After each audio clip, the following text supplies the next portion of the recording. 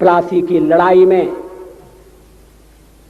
जितने लोग मैदान में लड़ रहे थे उससे ज्यादा लोग मैदान के बाहर खड़े होकर तमाशा देख रहे थे, लड़ाई का परिणाम सुनने की प्रतीक्षा कर रहे थे।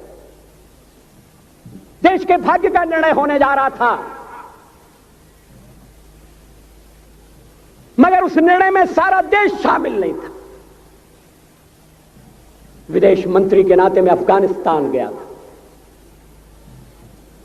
आपको सुनकर ताज्जुब होगा, अफगानिस्तान के अपने मेजबानों से मैंने कहा मैं गजनी जाना चाहता हूं, गजनी।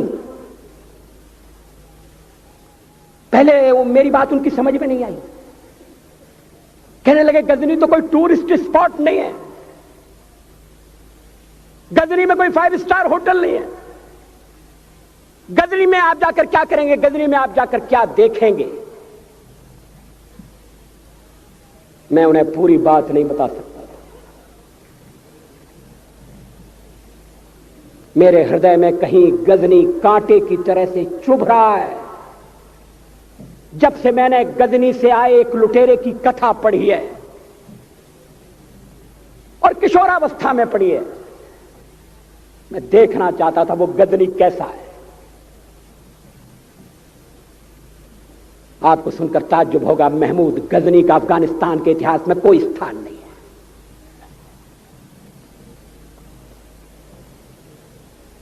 गजनी छोटी सी जगह है, छोटा सा गांव है। कल्पना करिए, सैकड़ों साल पहले वहां धूल उड़ती थी, झोंपड़ियां थी, मगर एक लुटेरा लुटेरों को इकट्ठा करता हुआ सोने की चिड़िया को लूटने के लिए चला आया। आपस की फूट से जो राजा है वो लड़ेगा, जो क्षत्रिय है वो लड़ेगा। हमने समाज के बहुत बड़े वर्ग को लड़ने के अधिकार से वंचित कर दिया। हमने उन्हें हथियार नहीं उठाने दिए। मार्शल नॉन मार्शल के आधार पर हमने समाज को बांट दिया। वो लुटेरा सोमनाथ के मंदिर तक चला गया। पुजारी देखते रहे। मंदिर की पूजा भक्तों को करना पड़ती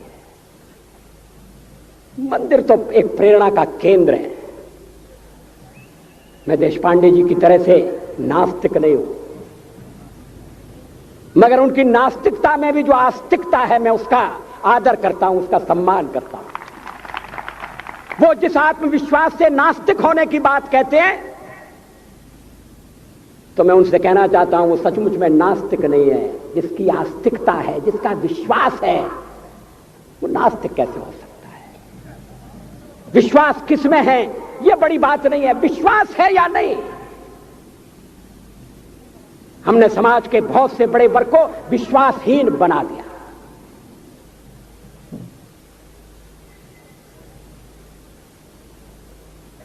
लोगों ने हथियार नहीं उठाए, वेद पढ़ने के दरवाजे बंद कर दिए। इसलिए हम पादाक्रांत हुए। अफगानिस्तान में मैंने एक बात और देखी। मुझे जिस होटल में ठहराया गया उसका नाम था कनिष्क। अफगानिस्तान एक मुस्लिम देश है। मुझे बड़ा ताज्जुब हुआ। मैंने कहा कनिष्क यहां कहां से आया? तो मेरे साथ अफगानिस्तान के विदेश मंत्री थे। मैंने कहा कनिष्क आपका कौन लगता है? कनिष्क से आपका क्या संबंध है? कहने लगे कनिष्क हमारा पूर्वज है, कनिष्क हमारा पुरखा है। He was one of our forefathers। मैंने कहा तब तो हमारे आपके पुरखे एक हैं। अफगानिस्तान के लोगों ने उपासना पद्धति बदली है, संस्कृति नहीं बदली।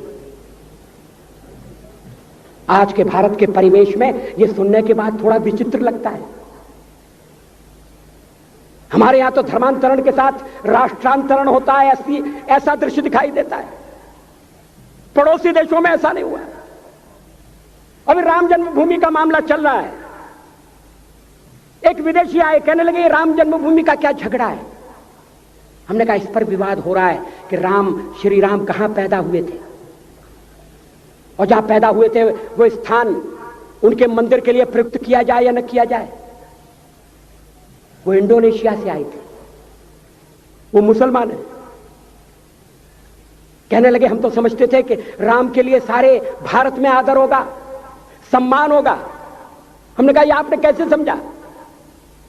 कहने लगे आप तो इंडोनेशिया आ चुके हैं, इंडोनेशिया में बहुत से लोगों ने इस्लाम स्वीकार कर लिया, मगर श्री राम को विस्मृत नहीं किया, श्री राम को भुलाया नहीं। इंडोनेशिया के बाली द्वीप में 1 महीने रामायण की लीला होती है। मैं उस समारोह में जा चुका हूं। उस समय भी विदेश मंत्री मेरे पास बैठे थे। मैंने कहा ये रामायण ये क्या हो रहा है? मैंने कहा एक्सीलेंसी ये मंच पर क्या हो रहा है? कहने लगे एक्सीलेंसी आपको पता होना चाहिए। हमने कहा मुझे तो पता है मगर मैं जानना चाहता हूं। कहने लगे ये रामायण है, ये राम है, ये लक्ष्मण है, ये सीता है। हमने कहा इनसे आपका क्या संबंध है? आप तो मुसलमान हैं। कहने लगे हमारा संबंध बहुत पुराना है, हमारा तब का संबंध है जब हम मुसलमान नहीं हुए थे। थाईलैंड की राजधानी अयोध्या कही जाती है। थाईलैंड के राजा को आज भी राम कहा जाता है। सावरकर जी ने हिंदू राष्ट्र की बात की, हिम्मत के साथ। बुनियादी तौर पर भारत हिंदू राष्ट्र है।